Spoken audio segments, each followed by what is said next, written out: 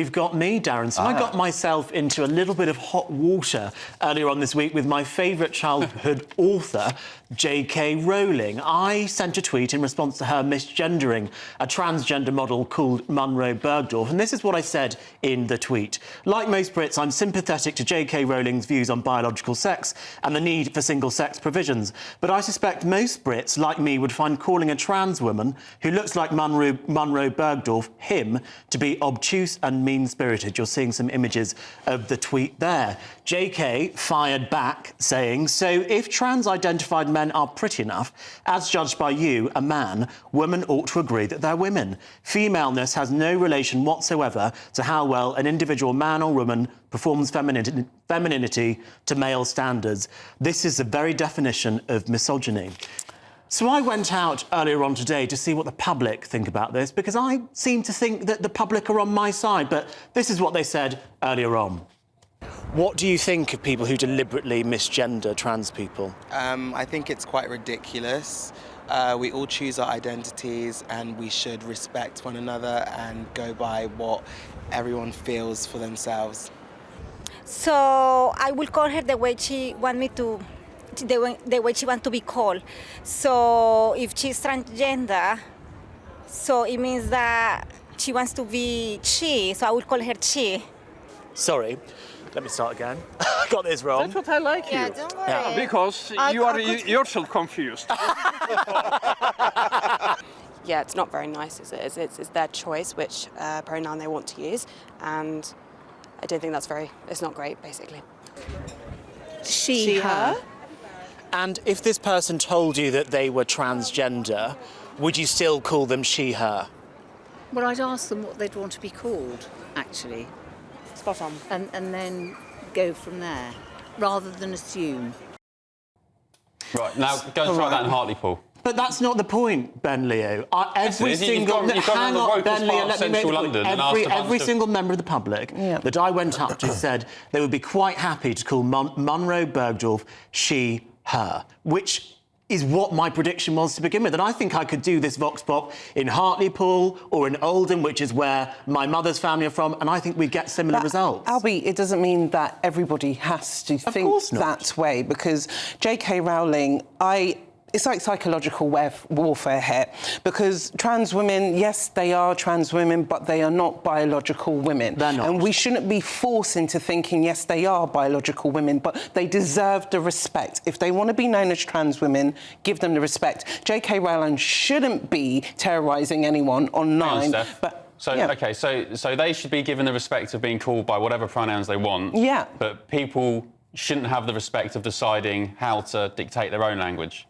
But it's the same how someone wants you to treat them. So if you meet a trans woman and she wants to be called she, you cannot be telling him you're a he. So I'm forced to abide by their morals. As a matter of respect. Let's have a look at something very quickly, because I want to just get up an extract from JK Rowling's initial blog post on trans rights that got her into this mess in the first place. But actually, she herself refers to a trans woman as she. I happen to know a self-described transsexual woman who's older than I am and wonderful. Although she's open about her past as a gay man, I've always found it hard to think of her as anything other than a woman. So, in the past, JK Rowling has been quite happy to refer to trans women as she, her, and call them women, but not now. Do you not think that's a bit weird that she's got her position as hardened, Darren? Yeah, it has hardened, but I think it's hardened because actually they've been given an inch and they've tried to take a mile. That's exactly it. I think actually the demands for these kinds of things, the bullying, frankly, to say to women that actually you have to accept this because this is progress. Yeah. This is absolutely where we need to be as a society. But actually, if sex doesn't exist, then access to single-sex spaces and protections around them, they don't exist either. Respectfully. Homosexuality doesn't exist. Respectfully, Darren, I am not talking about single-sex spaces. I'm not talking about biological sex. In fact, I make that quite clear in the tweet to JK Rowling. I'm just referring to gendering a trans woman. But Darren is explaining generally as a wider it's argument. very much linked to what you've said. If biological sex doesn't exist... I didn't know. No one's saying that. I'm not saying that. You are saying that. You're calling her a she. I'm not. She's not a she. I'm saying out of courtesy, I would call a trans woman, who I know is a biological male, I'm not an idiot, I would call a trans woman she, out of courtesy. Therefore, Benjamin you are Butterworth, accepting would that you, single-sex would you spaces call... are accessed No, by I'm men. not, because Yes, I'm you not talking are. about any of that. Yeah, I'm not talking they are about it. linked. You cannot separate the two. Darren, I have been very clear. You have been very clear that you are being inconsistent. No, yes. you are being very clear that you're not listening to what I'm saying. Benjamin Butterworth, I'd be interested to hear your opinion on this. Well, I'm glad someone would be. Look, I think there's a difference between what should be in law.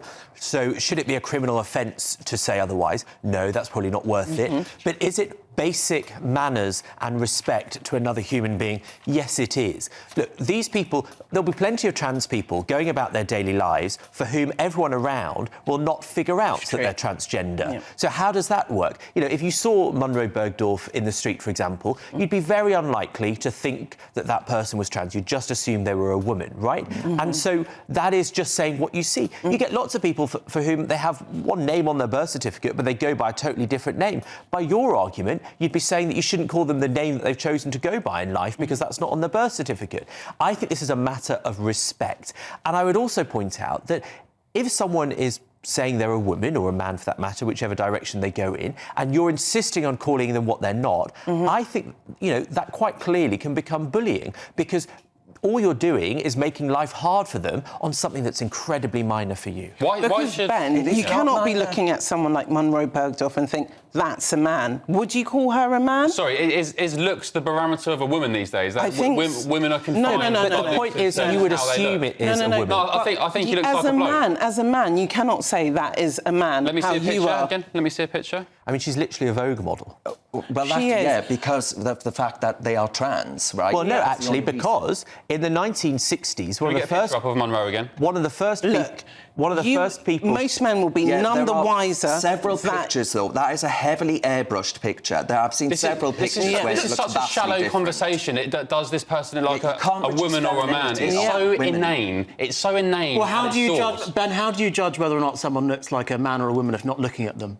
Yeah, but look, fine. She looks like a good trans woman. She looks better than most trans, but that's not the point. We're talking about trans people infringing on women's sports. We're talking about trans people. That's not what I'm talking about. It's all part of the same argument, Albie. No, it's not. Because I agree with you. By the pronouns that they want to be called. And I'm saying, stop coming after kids, stop infringing on the integrity of women's sports, and stop forcing your beliefs, the 0.3% of the population, on the majority of the nation. And you can think all of that at the same time as calling trans women she and her, because I do. But I don't understand why you find it so difficult to have that level of nuance. If you're so tolerant, Albie, and you, Steph, and you, Benjamin, you're so tolerant and you're such virtuous people, let people who want to call people whatever pronouns they want, and those who don't want to abide by the nonsense, respect them as well. It's about respect. Or are you not tolerant? I'm the only woman on this panel, and I have to say, look, I didn't want to assume. Oh, sorry, darling. I can respect transgender women how they want to be themselves, but my problem is when they try to diminish what biological women are and what our rights are.